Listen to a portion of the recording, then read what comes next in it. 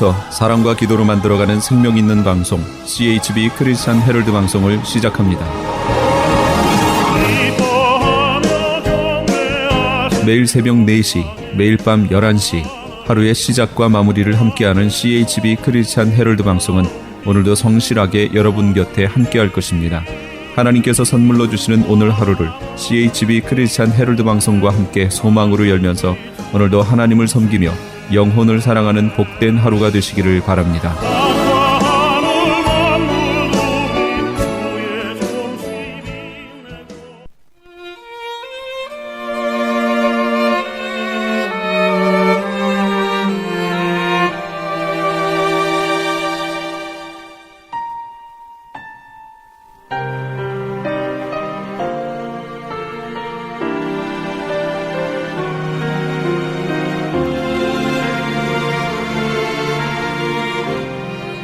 영혼의 쉼터. 평생을 두고 주께 기도하기를 원하니 내 첫 번째 기도. 너희 중에 두 사람이 땅에서 합심하여 무엇이든지 구하면 하늘에 계신 내 아버지께서 저희를 위하여 이루게 하시리라. 두세 사람이 내 이름으로 모인 곳에는 나도 그들 중에 있느니라. 마태복음 18장 19절에서 20절까지의 말씀입니다. 사는 동안 주께 기도하기를 원하니. 두세 사람이 합심하여 기도할 때 주님이 함께 하시고요. 권능이 나타나는 줄로 믿습니다. 오순절 성령 강림은 더불어 마음을 같이하여 기도에 힘쓸 때, 합심하여 기도할 때 임했다고 말씀하고 계십니다. 언제 어디서나 우리가 한 마음이 되어 합심하여 기도할 때 주님의 능력을 체험할 수 있는 줄로 믿습니다. 여호와여 내 평생을 두고 어디를 가나 어느 곳에든지 중보기도에 힘쓰는 저와 여러분 되시길 소망합니다. 부유하지도 않은 만큼의 축복을 주소. 저희 크리스천 헤럴드는 신문과 라디오 TV 18.88을 통해 예수 그리스도의 복음을 전하고 있습니다. CHTV 18.88은 다양한 프로그램으로 24시간 여러분과 함께합니다. 39년 전통의 크리스천 헤럴드 웹사이트 www.chtv1888.org로 들어오셔서 은혜로운 말씀과 함께 찬양, 교계 소식 등 다양한 정보를 함께 나눠주시면 고맙겠습니다. 여러분들의 많은 관심과 사랑과 기도를 부탁드립니다.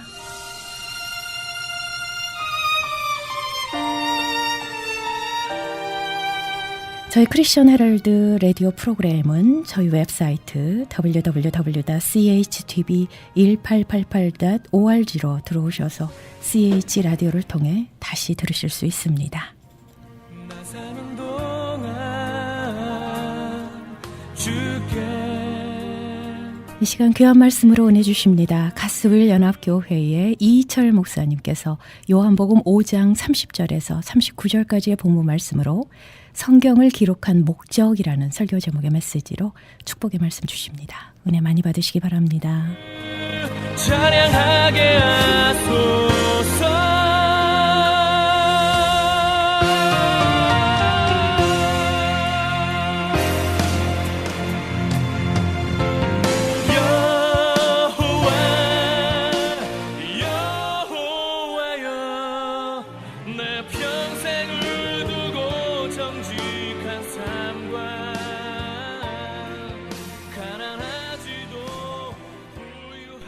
요한복음 강해 5장은 우리 베데스다 연못에서 38년 된 병자를 고쳐주시고 일어난 일들이 계속 이어지고 있습니다. 오늘 이제 5장 마지막 절까지 보려고 그래요. 성경 봉독은 너무 길어서 39절까지만 본문으로 정했습니다. 마지막 47절까지 내용인데 이 치유 사건이 해프닝으로 끝날 뻔했는데 사실 예수님은 더 중요한 것을 가르치고 계세요. 그 중요한 사역을 감당하고 계신데 문제가 이렇게 비화되죠. 환자 고쳐준 건 좋은데 왜 안식일 날 하느냐 그랬습니다. 왜 안식일을 범하느냐. 그럴 때 예수님 하신 말씀이 무엇이었어요? 안식일 논쟁에 종지부를 찍었다 그랬죠. 더 이상 뭐 안식일에 부가 설명이 필요 없습니다. 이 말 한마디로 그냥 안식일 논쟁을 끝장내신 거예요. 그게 뭐예요? 내 아버지께서 지금까지 일하시니 나도 일한다. 이 말은 이분 through the Sabbath예요. 우리 하나님 아버지는 안식일에도 일하신다. 하여튼 이것으로 끝난 겁니다. 그런데 이제 더 이상 뭐 여지가 없죠. 그러나 더 문제가 생겼습니다. 그건 뭐냐면은 안식일날 일하냐 안 하느냐가 문제가 아니고 왜 내가 하나님을 아버지라고 그러느냐 그 이야기예요.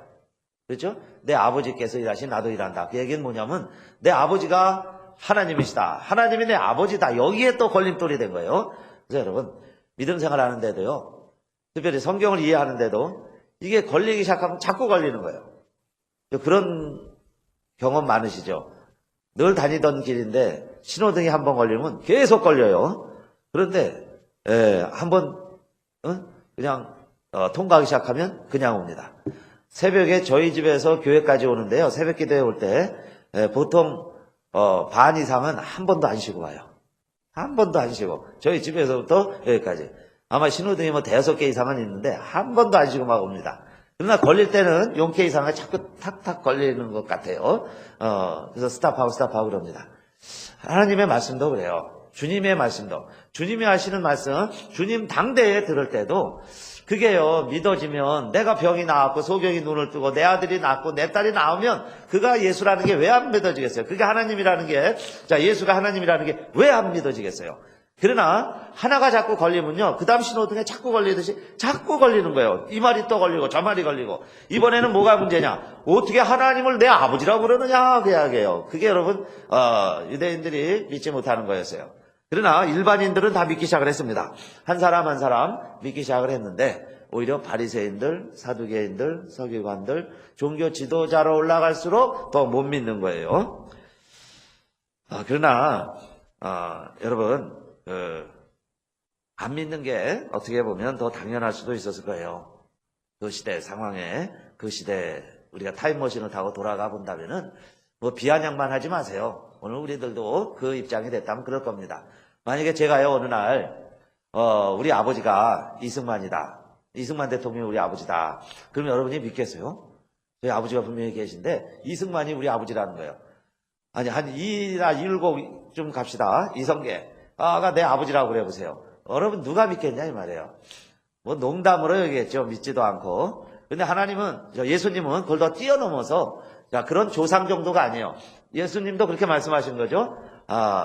아브라함과 다윗이 나를 주라고 불렀지 내가 그들의 후손이 아니다. 이 이야기 이제 뒤에 나올 겁니다. 우리 계속 성경 읽으면 그거에 유대인들이 걸림돌이 된 것처럼 지금은요 더 넘어 올라간 거죠. 더 위로 올라간 거예요. 아브라함이나 다윗이 아니라 하나님이 내 아버지다 그럴 때 이게 쉽게 믿어지겠냐 이 말이에요.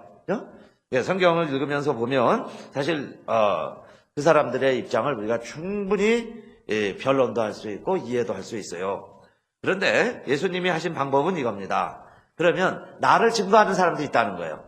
내가 하나님의 아들이라는 걸 증거하는 일들이 있지 않느냐.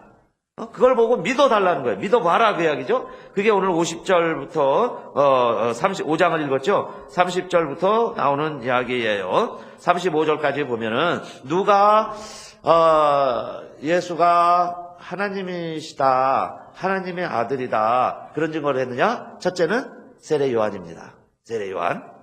나를 증거하는 이가 있다. 만약 내가 스스로 내가 하나님의 아들이다 그러면 너희들이 안 믿을 수도 있다. 그래, 증인이 있어야 되고 남이 증거해야 그 증거가 참인데 그 이야기입니다. 그러면 나에 대해서 증거한 사람이 있지 않았느냐? 33절에 보면 요한에게 사람을 보내매 요한이 진리에 대하여 증거하였느니라. 요한이 이야기하지 않았느냐? 세례 요한이 다 이야기했는데 왜 너희들이 믿지를 못하느냐 그랬습니다.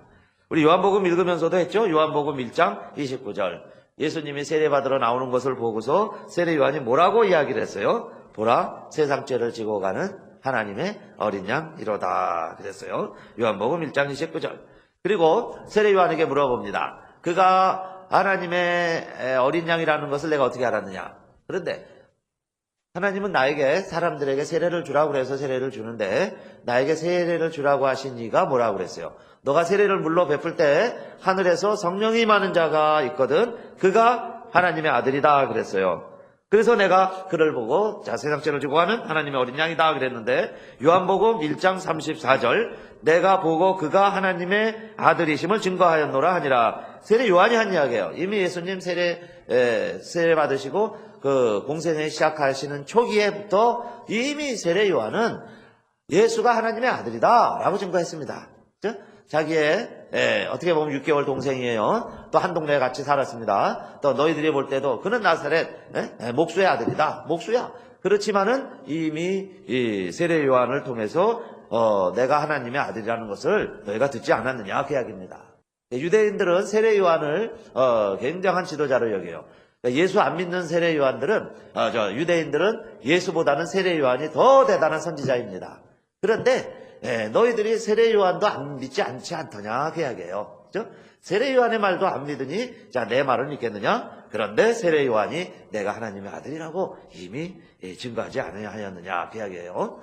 자, 그 다음에 두 번째, 예수님이 말씀하시는 것은, 자, 그럼 나는 믿지 못할지라도 나의 하는 일을 통해서는 믿어라, 그러시죠. 내가 하는 일을 보면은 내가 하나님이라는 걸 믿어다오, 그 이야기예요. 내가 하나님이라는 걸 믿을 수 있다는 겁니다. 그의 하는 일을 통해서, 그게 36절이에요.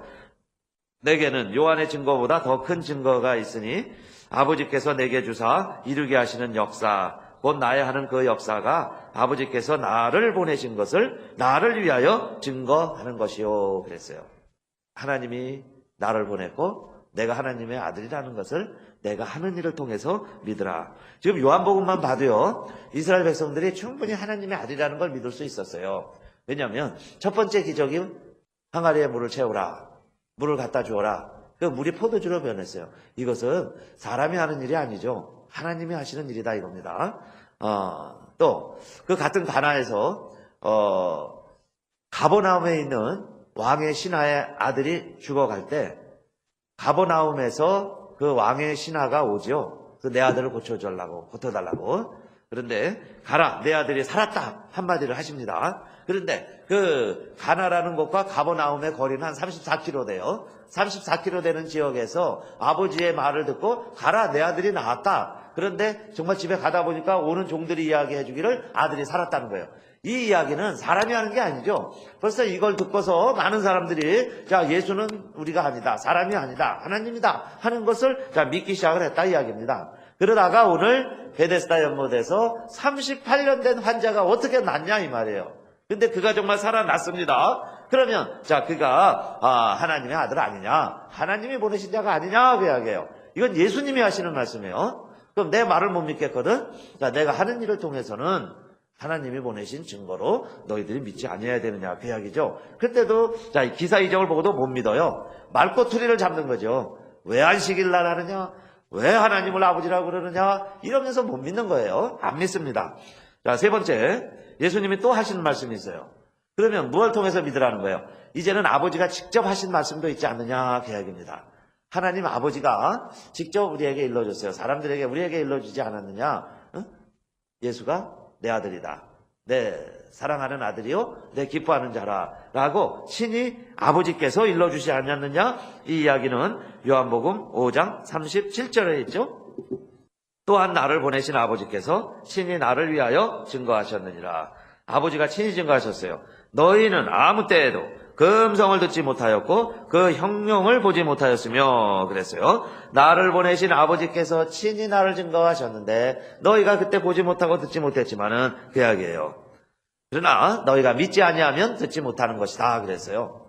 그러니까 하나님 아버지가 직접 예수를 향하여 내 사랑하는 아들이다라고 언제 얘기하셨어요? 언제? 세례 받으실 때 하늘에서 음성이 들리고 성령이 비둘기같이 내리면서 하신 말씀이 마태복음 3장 17절이었죠. 내 사랑하는 아들이요 내 기뻐하는 자라 하시니라 그랬습니다. 이제 뒤에 가면은요 하나님이 또 직접 일러주시는 말씀이 있어요. 직접 하나님의 음성이 들려서 예수가 내 아들이다, 내 사랑하는 자다 라고 일러주세요. 언제 그런 것 같아요? 기억하시나요? 두 번째로 세례 때 말고 하늘에서 음성이 들리기를 이는 내 사랑하는 아들이요 내 기뻐하는 자니라 라고 언제 이야기를 하셨어요? 변화산에서 초막색 찍고 우리 내려가지 말고 여기서 삽시다. 여기 참 좋네요. 그죠? 보니까 구름 위에 있죠. 여기 보니까 엘리야도 보이고 모세도 나타나고 그러니까 초막 모세 위에서 엘리야 위에서 선생님 위에서 딱 찍고 예수님 위에서 그렇게 우리가 함께 살아갑시다. 그럴 때 예수님이 그냥 내려가자 그러세요. 그죠? 저 아래로 내려가자. 그때 하늘이 열리고 하늘에서 음성이 들리기를 뭐라고 그래요? 마태복음 17장 5절인데 이는 내 사랑하는 아들이요 내 기뻐하는 자니 너희는 저의 말을 들으라. 그 음성이 들려요. 저의 말을, 예수님의 말을 들어라. 하나님이다. 하나님의 아들이다. 그렇게 일러주시죠. 그때 또 하나님이 직접 말씀하신 거예요. 이런 것들을 보면은, 자, 우리에게 알 수 있도록 충분히, 예수가 하나님이시라는 것을 충분히 일러주셨다. 그 이야기입니다. 마지막. 예수님이 하나님이시라는 것을, 자, 이제 또 무엇이 증거하고 있을까요? 그게 5장 39절입니다. 오늘 요절이라고 할 수 있어요. 오늘 설교 말씀, 오늘 본문의 요절은 요한복음 5장 39절. 자, 주보에도 있고 여러분 성경에도 있고 한번 같이 읽어볼까요? 요한복음 5장 39절 시작. 너희가 성경에서 영생을 얻는 줄 생각하고 성경을 상고하거니와 이 성경이 곧 내게 대하여 증거하는 것이로다. 아멘. 성경이 누굴 증거하는 거예요? 예수를 증거하고 있고, 그 예수를 증거한다는 건 뭐예요? 예수가 하나님이시라는 것을 증거하는 거예요. 예수가 메시아라는 것을 증거하는 겁니다. 메시아라는 것은 그리스도라는 말이에요. 기름 부은 자라는 거예요. 우리의 구주라는 이야기입니다. 그 예수가 하나님으로서 우리를 위해서 이 세상에 오신 구세주라는 것이 성경의 증언이다. 그 이야기예요. 그렇죠? 그러면 그 예수를 믿으면, 예수를 알면 우리에게 주시는 선물이 뭐예요? 영생이라는 겁니다. 구원받는다는 게 뭐예요? 영생을 얻는 거죠. 그 영생을 얻는 것이 예수님이 이 땅에 오신 목적이고 성경을 기록한 목적이 예수를 전하는 것, 예수에 대해서 기록하는 것이다. 그 이야기예요. 그렇죠? 그러니까 성경의 목적이 뭐예요? 예수를 전하는 거고 예수를 전하는 목적이 우리에게 영생을 주시기 위해서 기록해 놓은 것 아니냐 그 이야기입니다. 그래서 예수님이 하신 말씀이 뭐예요? 그러나 너희가 영생을 얻기 위하여 내게로 오기를 원하지 아니하는도다. 너희들 내게 오지 아니하는 것은 자 영생을 얻으려고 하지 아니하는 것이다. 그러나 누구나 다 영생을 얻기 원하고 자 구원받기를 원하는데 그 이야기예요. 그러나 내게로는 오지 않는구나. 그러면 성경을 잘못 아는 거죠. 성경을 오해하는 거예요. 그래서 예수님이 이렇게 말씀하세요. 왜 이 사람들이 예수를 안 믿을까? 그러면 모세의 글은 믿었을까? 예수님이 그걸 아시는 거예요.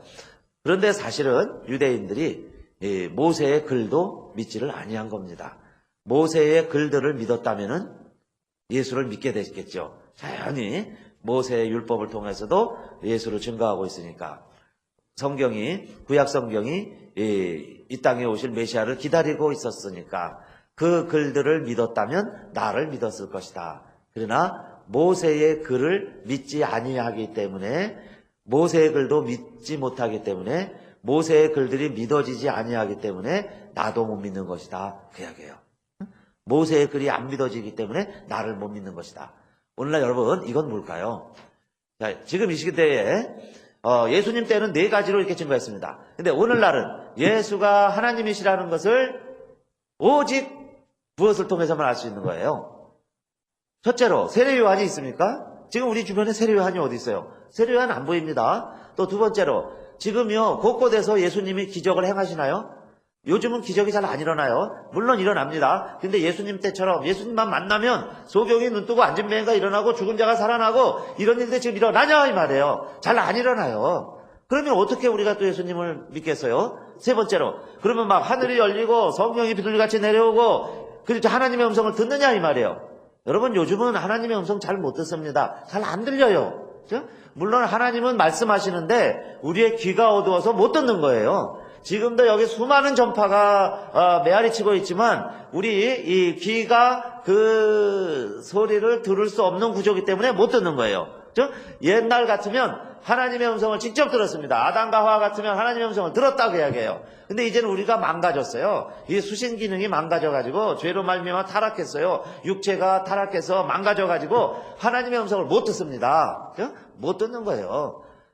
여러분요, 독일어, 일본어만으로 말해도 못 알아듣는데 하나님의 음성을 어떻게 직접 알아듣겠어요?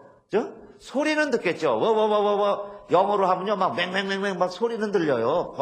귀머거리가 아니니까 듣기는 하는데 알아먹지를 못한다 그 이야기입니다. 지금도요, 하나님의 음성은요, 온 천하에 메아리 치고 있는 거예요. 그죠? 하나님이 살아계시다고 하나님의 역사가 온 누리에 정말 광대하게 하나님의 음성이 선포되고 있지만은 우리가 못 듣는 거예요. 그죠? 귀로 못 들어요. 이해하지를 못하는 겁니다. 알아듣지를 못한다 그 이야기예요. 자, 그러면 예수가 하나님이시고 그 사실을 우리가 어떻게 알고 어떻게 전하며 지금도 그러면 우리가 자 무엇을 가지고 하나님의 역사와 하나님의 말씀을 전할 수 있느냐. 마지막 남은 건 하나예요. 무엇은 우리에게 아직 있어요? 성경이죠. 성경만 남아있는 거예요. 그래서 이 성경을 가지고 자 예수가 그리스도라고 전하는 겁니다. 성경에 있는 이야기를 믿는 거예요.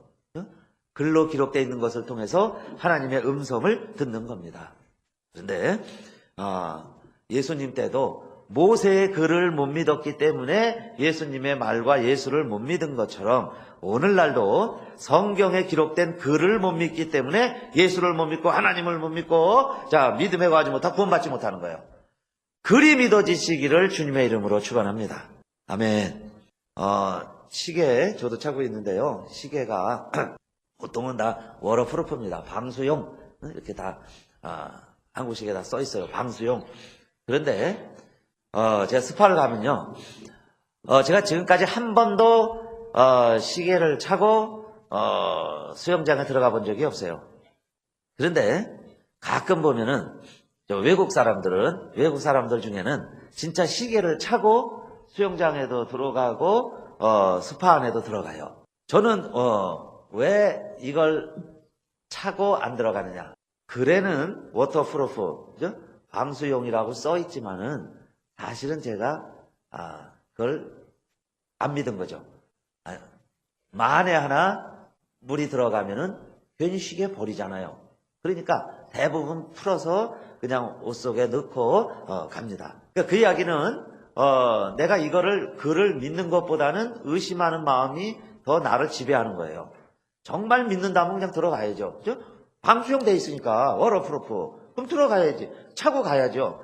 만에 하나를 생각하는 거예요. 그래서 안 차고 갔다는 것은 의심의 법이 나를 그 순간 지배하는 거예요. 그죠? 나를 이끌어가는 거예요. 그래서 풀어놓는 겁니다. 많은 일들이 우리 그래요. 사실 믿는 것 같지만요. 그 글을 잘 믿지를 않습니다. 믿지 않아요.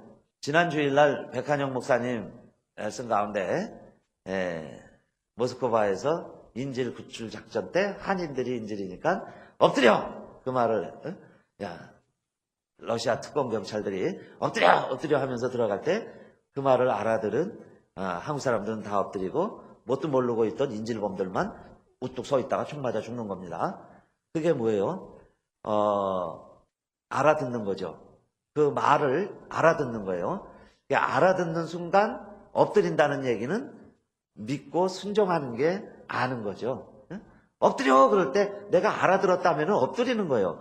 그걸 알고도 듣고도 엎드리지 않으면 그거는 아는 게 아니에요. 믿는 게 아니에요. 그렇죠? 방수용 그랬으면 사실은 이걸 차고 들어갈 수 있어야 되는데 안 한다는 거예요. 만약에 엎드려 하는 걸 내가 듣고도 의심이 들었다면 안 엎드리겠죠. 그게 엎드리지 않는 것이 결국 알지 못하는 거고 믿지 못하는 겁니다. 제가 금요일 날 신문 한국일보 보다가 우리 목회 칼럼에도 카피해서 올려놨죠.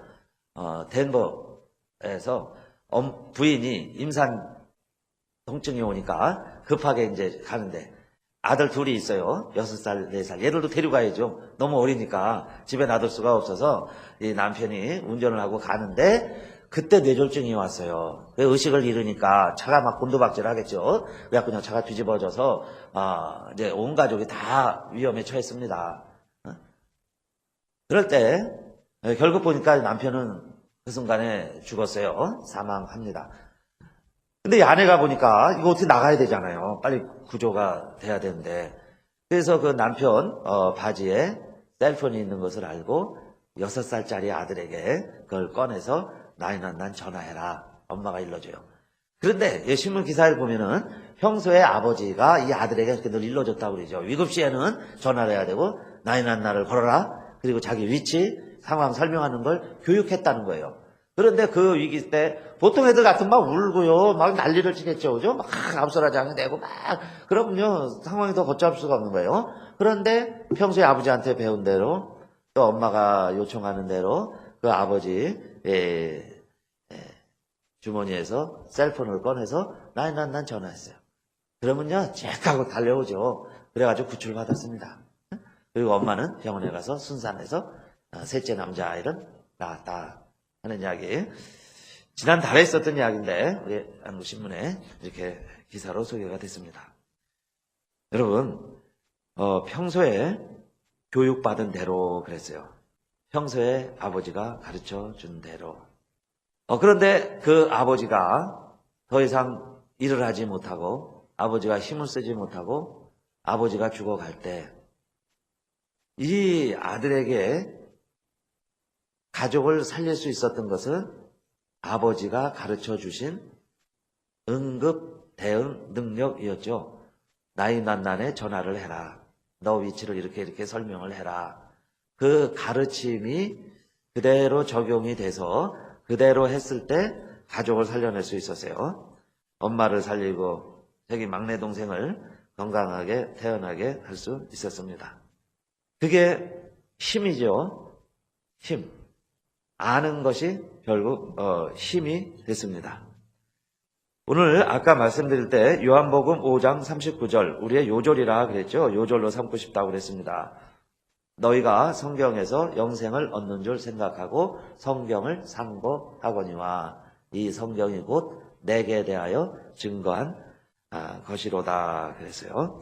자, 지금은 예수님이 하나님 우편에 가 계시고 승천하셔서 이 땅에 더 이상 계시지를 않습니다. 그 주님을 우리가 직접 만날 수도 없고 볼 수도 없어요.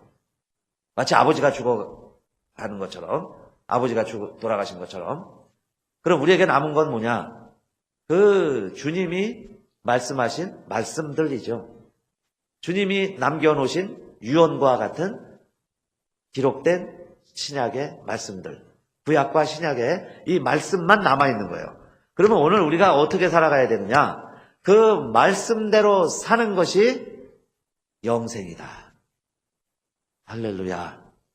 영생은 곧 유일하신 참 하나님과 그의 보내신 자 예수 그리스도를 아는 것이다 그랬어요. 아는 것이다.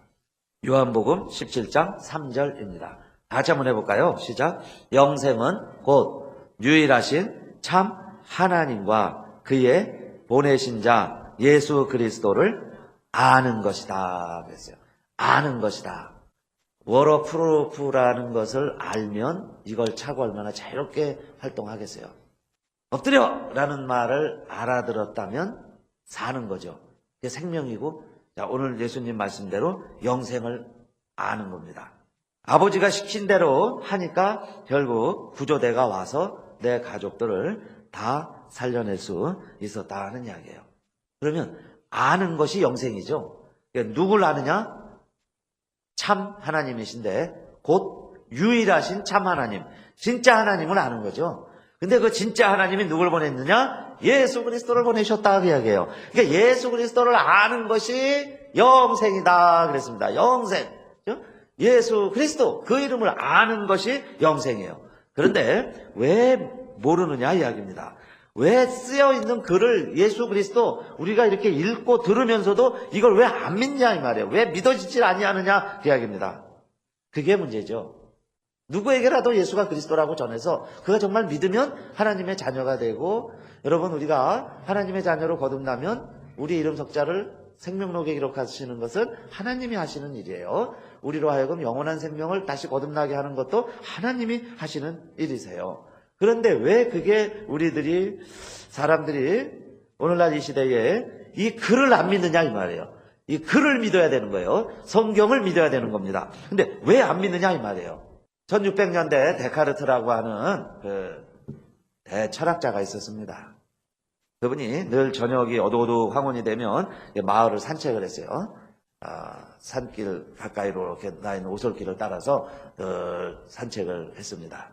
근데 어느 날은 산책을 하고 오는데 그 길 옆에 뱀이요, 막 꽈리를 틀고 이렇게 몸을 둥글둥글 말아가지고는 이렇게 확 뭉쳐있는 그런 뱀을 봤습니다. 그래서 첫날은 무서워서 도망왔어요. 피해왔습니다. 다음날 또 아무 생각 없이 가는데 그 자리에 똑같은 뱀이 또 있는 거예요. 그래서 이번에는 또 있구나. 그리고 역시 또 피해서 왔습니다. 그 다음날 산책을 하러 갈 때는 그 뱀이 생각이 나는 거예요. 야, 이게 뱀이 또 있으면 어떡한가? 그래가지고 긴 지팡이, 튼튼한 막대기 지팡이를 하나를 쥐고 갑니다. 그 지역에 가니까 진짜 또 있어요. 그래서 이번엔 이 철학자가요, 그 뱀을 그 지팡이로 막 후려쳤습니다. 근데 이놈이 움직이질 않아요. 그냥 가만히 있어요. 그래서 한참 내리치다가 가까이 가서 보니까 뱀이 아니고 새끼줄입니다. 새끼줄이 꼭 뱀같이 생긴 색깔과 모양이 꼭 뱀같이 생긴 것이 이렇게 돌돌 말려져 있었던 거예요. 근데 내가 보통 그런 의식을 하면서 여기 뱀이 나타나는 지역이다, 뱀이 나타날 수 있다, 그런 생각을 하면서 지나가니까 그게 뱀으로 보인 거죠. 한 번만이 아니에요. 3번씩 뱀으로 보인 거예요. 뱀이 있을 것이다 생각하고 가니까 진짜 뱀이 있더라는 이야기예요. 그러면서 이 데카르트가 유명한 말을 했습니다. 내 눈이 나를 속였구나. 그래요. 내 눈이 나를 속였다. 뱀으로 의식하고 자꾸 뱀으로 생각하니까 뱀으로 보인 거예요. 그게 눈이 나를 속인 거죠. 여러분, 이 세상 사람들이 왜 성경에 그렇게 예수가 하나님이라고, 그가 그리스도라고, 그분이 나를 위해 돌아가셨다고 그렇게 반복해서 기록되어 있건만 왜 사람들이 예수를 못 믿느냐? 그들의 눈이 그들을 속이기 때문에 그래요. 그들의 마음이 그들의 눈을 가리기 때문에 그렇습니다. 그래서 안 믿는 거예요. 못 믿는 거예요. 가짜를 보고 뱀으로 아는 거예요. 가짜가 참신으로 아는 거예요. 오늘 우리 사랑하는 성도님들, 이제 남은 거는 오직 성경 하나죠. 그래서 올해 표 가운데 하나도 성경 읽기가 있습니다. 왜 우리가 성경을 다시 읽어야 되느냐? 그리고 읽으면서도 왜 안 믿어지는가? 정말 우리 성경 말씀이요, 하나님의 말씀이고 이제 그거 하나 남았습니다. 성경이 하나님의 말씀이다. 그래야 예수가 하나님이라는 게 믿어지는데, 예수님 때는 예수님이 직접 계셔도 사람들이 믿지를 못했죠. 믿지 못한 이유로 오늘 예수님이 말씀하시는 거예요. 왜 너희들이 날 못 믿는지 나는 안다는 거죠. 마지막 절에. 그러면서 뭐라고 그러셨냐면, 모세의 글도 안 믿기 때문에 나의 말도 못 믿는 거예요. 성도님들, 의심의 법에 지배당해서 살아가는 것이 아니라 믿음으로 승리하시고 이 믿음 더욱 굳세게 하셔서 정말 하나님의 말씀이 믿어지는 은혜와 축복이 가득하시기를, 그게 사는 길입니다. 말씀대로 사는 거, 아는 게 사는 길이에요. 영생을 얻는 복된 성도 다 되시기를 주님의 이름으로 축원합니다.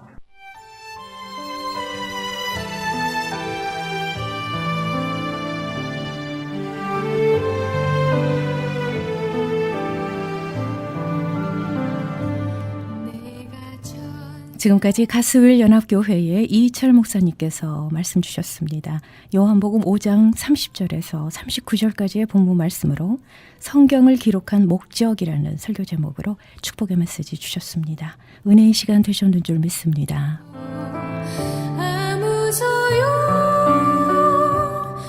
가스윌 연합교회 위치 소개를 해드립니다. 904 이스트 드라이버 스트리트 몬타리오에 자리하고 있습니다. 말씀 듣고 신앙상담 원하시는 분은 909 지역 983-0994, 909-983-0994번으로 상담하시기 바랍니다. 그리고 웹사이트 www.gwachurch.org를 참고하시기 바랍니다.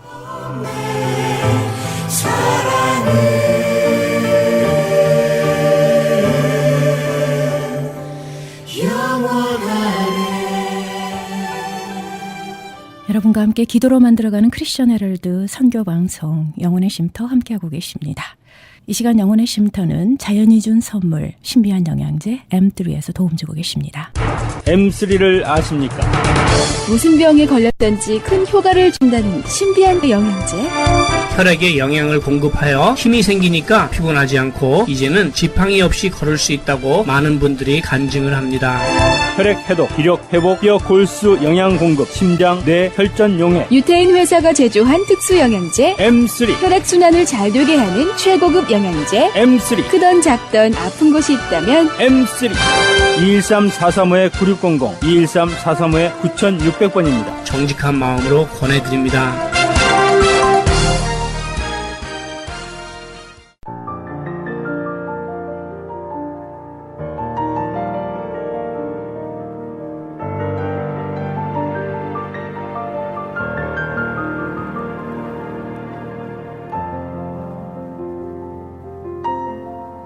여러분과 함께 기도로 만들어가는 크리스천 헤럴드 선교 방송 영혼의 쉼터 함께하고 계십니다.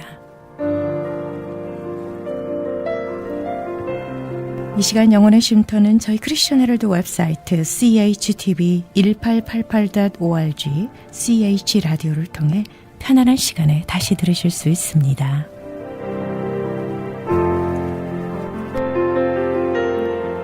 생명의 말씀 이어집니다. 주 십자가 교회의 정현성 목사님께서 은혜 주십니다.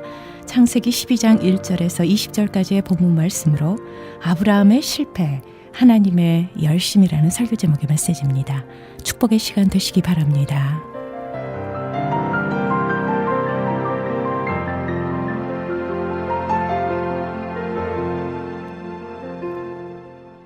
하나님의 말씀 창세기 12장 1절에서 20절까지 오늘은 아브라함의 실패와 하나님의 열심이라는 제목으로 은혜를 나누도록 하겠습니다. 흔히들 사람들은 왜 사는가? 어떻게 해서 사는가? 무엇하러 사느냐? 이런 질문을 합니다. 왜 사는가 하면 하나님의 명령에 쓰니까 사는 것입니다. 명령이라는 것 자체가 낯설게 느껴질지 모르지만 생명이라는 뜻은 살아라 하는 하나님의 인간에 대한 명령이 바로 그것입니다. 그렇다면 어떻게 살아야 하느냐 하는 것이 문제인데 그것은 오래 생각할 필요가 없습니다. 하나님의 일을 하면서 살아라 하고서 하나님이 우리에게 사명을 주시는 것입니다. 이것이 믿는 사람들의 살아가야 할 방향이요 목적인 것입니다. 그렇다면 우리는 그러한 삶을 살아가고 있습니까? 아니면 살면서 성공할 수 있습니까? 대개의 사람들은 이 세상을 살면서 그것을 잘 이루어내지 못하고 살아가고 있습니다. 오늘 우리가 읽은 창세기 12장 하나님의 말씀은 하나님의 부름받은 아브라함이 얼마든지 성성장구할 수 있었는데도 불구하고 철저한 실패자가 되어버린 모습을 볼 수가 있습니다. 그렇지만 동시에 전능하신 하나님은 그 아브라함을 당시 근동의 대제국인 바로 왕 앞에서 당당히 서 있을 수 있게 세워주시는 그분의 열심을 우리에게 보여주시기도 있습니다. 이것은 단지 아브라함이 이야기 한정된 것은 아닙니다. 바로 오늘 2016년을 사는 우리의 모습을 비추어 주면서 우리에게 사명으로 살아갈 수 있는 그러한 길도 보여주시는 것입니다.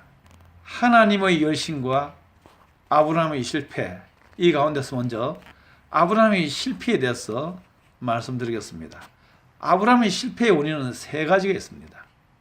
이사에 대한 실패, 인간관계에 대한 실패, 기근에서의 실패, 이것이 바로 그것입니다. 처음으로 생각할 수 있는 것은 이스라엘에 대한 실패인데 그는 집을 옮기고 터전을 옮긴 데 있어서 실패합니다.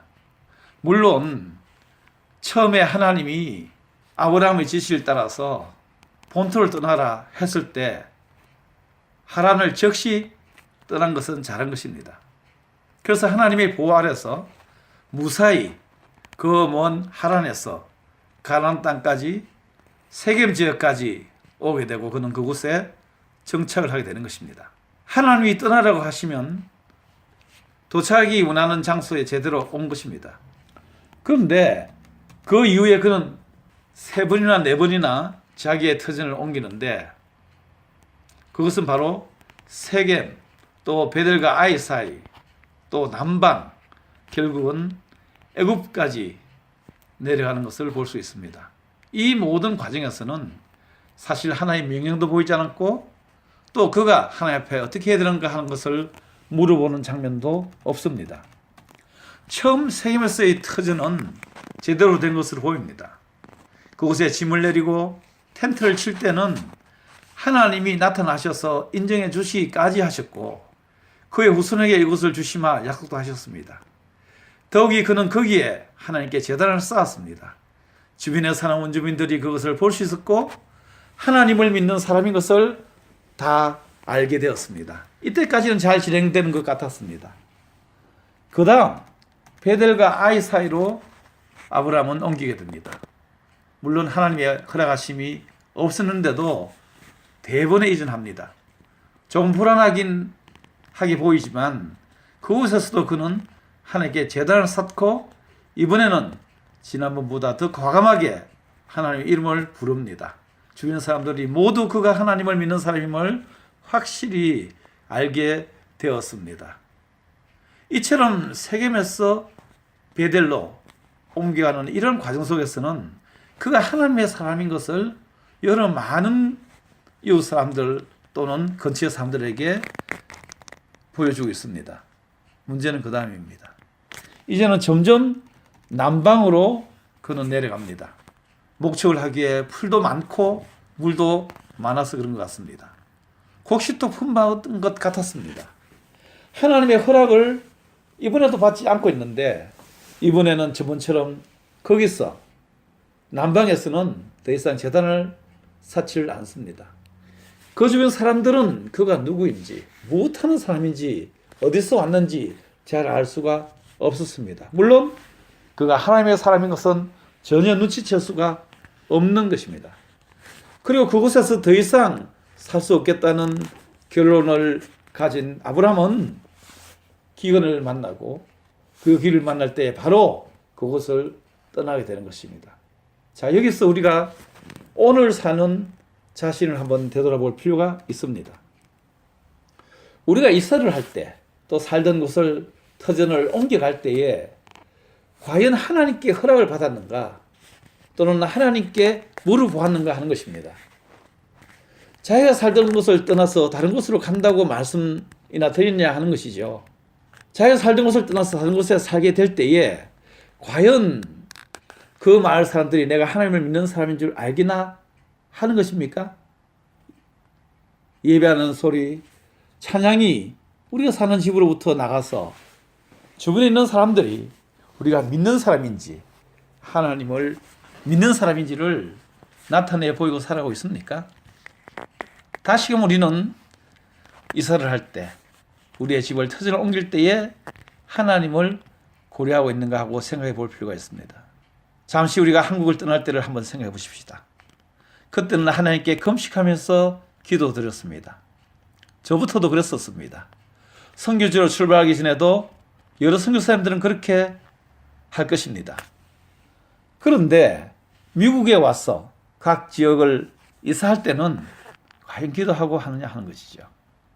이사할 때 우리는 무엇을 가장 먼저 생각합니까? 하나님이 이 이사를 원하시는가? 허락하시는가? 묻고 하고 있습니까? 이사하는데 여러 가지 이유가 있을 수 있습니다. 렌트비가 올라간다든가 또 학군이 좋다든가 안전한 동네라든가 편리한 교통이라든가 여러 가지 이유가 있을 수가 있는 거죠. 그것이 나쁘진 않다 할지라도 한 번은 하나님과 의논하고 그곳을 떠나느냐 하는 것을 생각할 필요가 있습니다. 아브라함은 이 남방에서는 제단을 쌓지 않는 것을 보입니다. 그 제단의 실패, 예배의 실패는 아브라함에게 애굽만이 유일한 답이다 하는 결론을 가지게 했고 그를 이제 애굽으로 내려가게 만들어 버리는 것입니다. 그 다음에 아브라함이 두 번째 실패하는 것은 무엇일까요? 바로 인간관계 실패입니다. 그는 인간관계를 잘하지 못했습니다. 하나님은 분명히 그에게 본토 친척 아비 집을 떠나라 했습니다. 그래서 친척인 조카 롯을 데리고 갑니다. 그것은 재앙의 원인을 달고 가는 것과 같습니다. 그 내용은 성경 곳곳에서 보여주고 있습니다. 가령 13장에 보면 아브라함의 종들과 롯의 종들의 충돌이 일어나고 있습니다. 믿는 사람들인데 말이죠. 하나님을 믿는다고 하는 사람인데 말이죠. 그리고 14장에도 보면은 롯은 자기가 선택한 그 소돔 땅에서 외부의 적의 침입으로 인해서 포로로 잡혀가고 끌려가고 때문에 아브라함은 목숨을 걸고 그를 구해주러 가야 했었습니다. 18장에 봤을 때도 창세기 18장은 불타는 소돔 성에 그의 가족이 허둥지둥대고 그만이 간신히 살아난 것을 보게 된 것을 봅니다. 우리에게 떠나보내야 할 친척 롯은 누구일까요? 그로 인해서 나의 하나님의 일을 방해하는 데 해방을 받거나 장벽이 되게 하는 사람이 누구일까요? 아브라함에게 롯이 그의 삶의 사고뭉치인 것처럼 우리 자신에게도 처리되지 못한 인간관계로 고통받고 절망하게 되는 일들이 있게 됩니다. 성경을 보더라도 요나를 태운 그 배는 요나 때문에 풍랑을 만나게 되고 가진 재산을 다 지중해 바다에 내버려야 하는 재난을 맞습니다. 목숨이 이토록 되어 심장이 멈출 정도의 위기가 닥친 것입니다. 그러나 같은 바다라 하더라도 사도행전 27장의 그 바울이 탄 배는 그 알렉산드리아호라는 그 배는 바울 때문에 오히려 목숨을 건지게 되는 것입니다. 자그마치 그 구원받은 사람 수가 사도행전 27장 37절에는 276명이나 된다고 기록하고 있습니다. 우리 곁에 있는 사람이 롯인가요? 요나인가요? 바울인가요? 우리가 그것을 되돌아볼 필요가 있을 것입니다.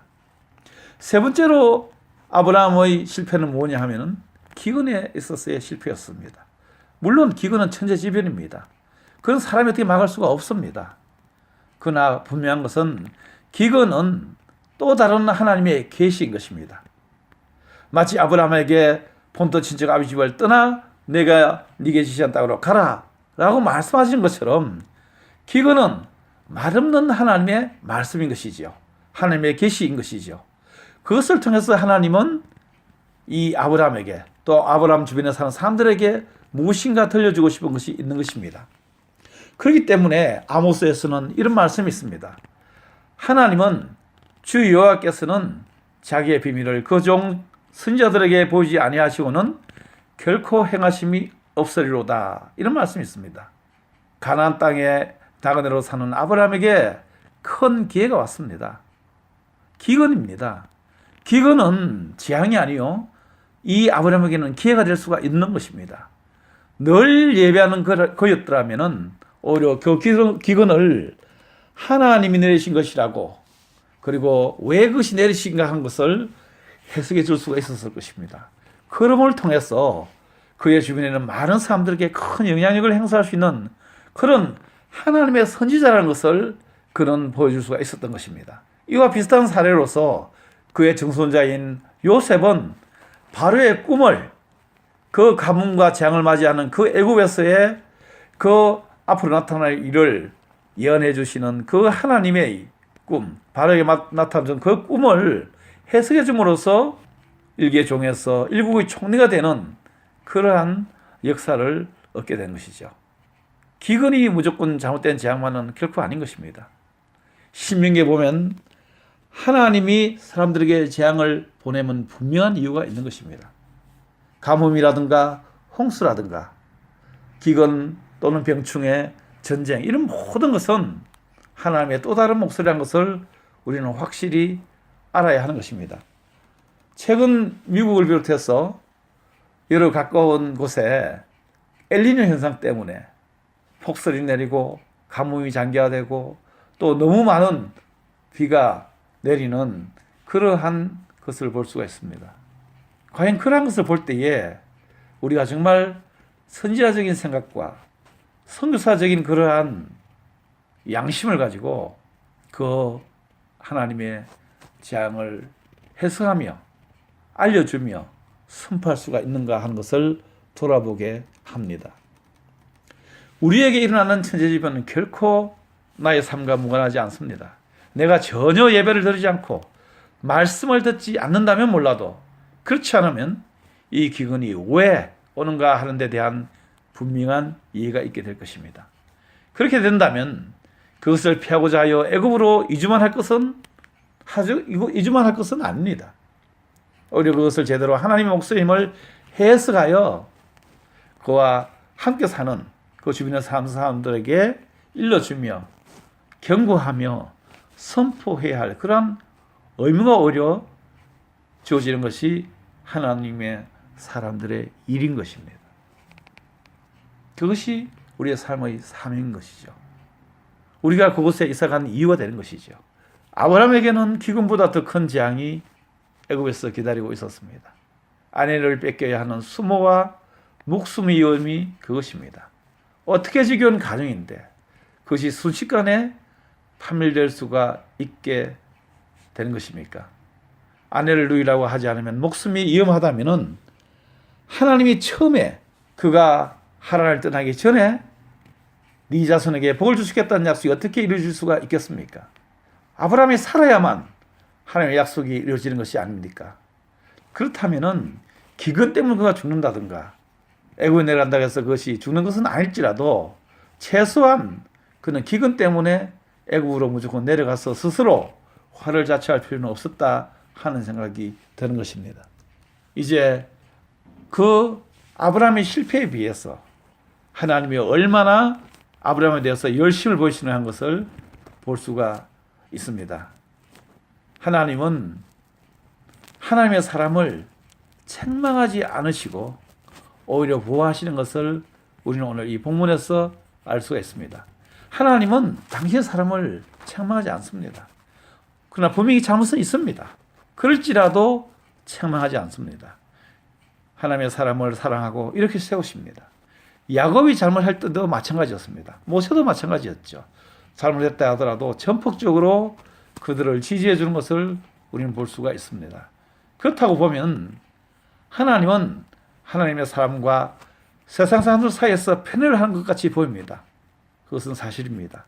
하나님이 이처럼 우리 믿는 사람들을 신자들을 하나님은 사랑해 주시는 것입니다.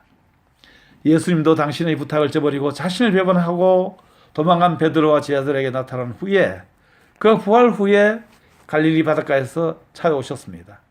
고기 한 마리 못 잡던 그날 밤, 그 끔찍한 밤을 지새우고 필요하게 해주신 이 제자들에게 나타나셔서 오히려 육지에서 생선을 굽고 빵을 구워 저들에게 저안 먹으라 하시면서 그들을 부르시는 것을 볼 수가 있습니다. 주님은 믿는 우리에게 책망이 아닙니다. 우선 그들에게 위로하고 그들에게 먹을 것을 주고 그들을 맞이하는 것을 볼 수가 있습니다. 아브라함을 꾀하시는 하나님은 왜 친척을 데리고 났느냐, 왜 친척 롯을 데리고 났느냐고 그를 꾸짖지 않으십니다. 또 왜 가라고 하지도 않았는데 자꾸 이사를 하느냐, 왜 터전을 옮기라고 하지 않았는데도 내 마음대로 갔느냐, 이렇게 책망하지 않으십니다. 뿐만 아니라 하나님은 왜 하나님의 사명자가 목숨을 구하려고 아내를 누이라고 속이느냐, 왜 거짓말을 하느냐, 이렇게 그를 책망하지도 않았습니다. 오히려 하나님은 그 못난 아브라함, 그 부족한 아브라함을 보호하시는 하나님이신 것입니다. 하란을 떠나 가나안까지 오는 동안에 강도의 위험이 있었고 짐승들의 위험이 있었습니다. 그럴 때마다 하나님은 보호해 주셨습니다. 낮에는 태양으로부터, 밤에는 달의 그 추운 곳으로부터 그들을 보여주신 것이죠.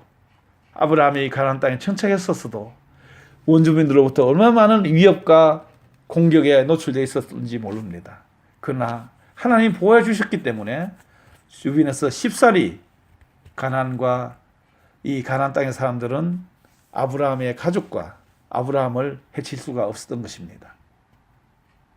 우리가 오늘 보는 대로 애굽 땅에서조차도 그 왕의 왕권이 그렇게 도도한데도 불구하고 아내를 뺏기지 않고 오히려 하나님께서는 그 아내를 되찾아 주시면서 도리어 그 애굽의 왕을 책망하고 재앙을 이름으로 그 재앙이 얼마나 크고 확실한 것인지 재앙을 당하는 바로조차도 그것이 하나님으로부터, 그것이 아브라함의 하나님부터 왔다는 것을 알게 해주신 것을 볼 수가 있습니다. 이제 말씀을 맺으려고 합니다. 하나님은 참으로 좋으신 하나님은 아브라함이 이사를 하거나 이전을 하거나 터를 옮길 때에 또 인간적인 관계가 제대로 잘못됐다고 할지라도 기근의 상태 속에서 제대로 해석하지 못하다고 가지고 실패한다 할지라도 하나님은 그를 일으켜 승리자로 당당히 만드시는 것을 볼 수가 있습니다. 참 좋으신 하나님은 아브라함이 하나님의 말씀을 철저히 따르지 못하지만은 책망하지 않고 오히려 보호하시는 것을 알 수 있습니다. 참 좋으신 하나님은 결국 하나님의 신실하신 약속을 아브라함이 끝까지 이루 나갈 수 있도록 열심으로 그를 인도하시고 계십니다. 오늘 이민사회 속에서 우리의 삶이 얼마나 불확실하고 힘들고 어렵고 고통스럽고 서러움의 시간들이 많이 있습니까? 그러나 이 참 좋으신 하나님은 아브라함을 사랑하여 주셔서 그를 끝끝내 보살펴 주신 것처럼 오늘 우리에게도 그렇게 동일한 하나님이 우리를 보살펴 주시고 인도하시는 것을 믿으시는 여러분 되시기를 예수 이름으로 축원합니다. 하늘에 계신 하나님 감사합니다. 이 부족하고 미련하고 우둔한 저희들을 오늘도 이처럼 사랑해 주셔서 악한 자로부터 보호하여 주시고 해코지 않은 짐승으로부터 보호하여 주시고 불안정한 미래로부터 보호하여 주시고 오직 하나님의 사람인 것을 알게 하여 주심으로 당당히 일어서 살 수 있도록 해주신 놀라운 은혜 감사를 드립니다. 예수 그리스도 이름으로 기도합나이다. 아멘.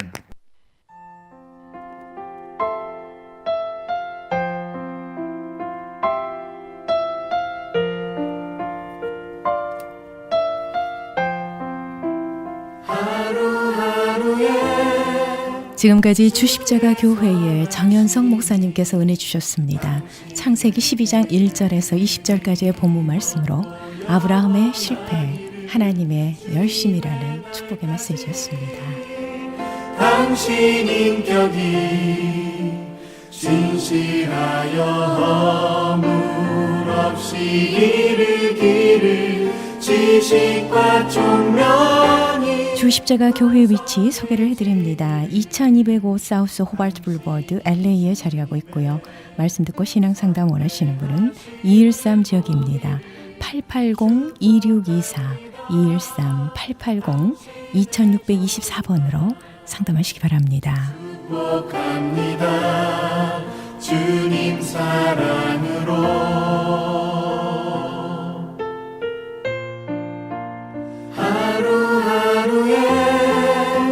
주의 선하심이 하루하루의 주의 선하심이 은혜로운 찬양 함께 하시면서요.